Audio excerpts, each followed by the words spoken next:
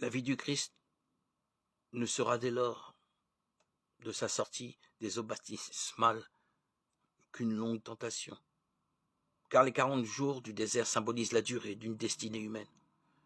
Le Fils de l'homme sera soumis au pouvoir de Satan en attendant qu'il en sorte définitivement victorieux.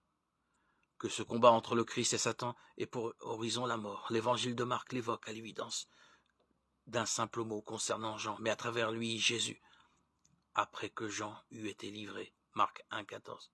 Ainsi, dès le baptême, la mort est là, qui déjà rôde, prête à happer Jésus. À chaque pas de sa vie, la misère des hommes, leurs péchés l'évoqueront à ses yeux.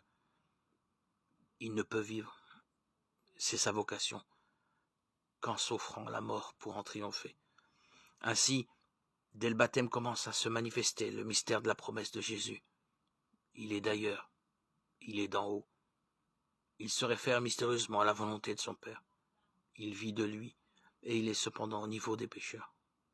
Il annonce prophétiquement tout son mystère. Il préfigure dans son baptême l'heure dans laquelle se révélera d'où il est. Il est caché aux hommes, qui ne s'en remettront pas comme des enfants au mystère de la volonté divine. C'est tout le programme évangélique qui se condense sous nos yeux, dans les scènes initiales de l'évangile.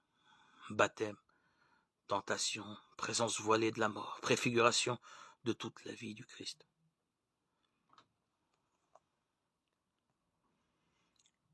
Qui se profile et qui se manifeste peu à peu tout au long de son parcours, par la croix, la gloire, l'esprit, le ciel ouvert et l'entrée des pécheurs dans le royaume.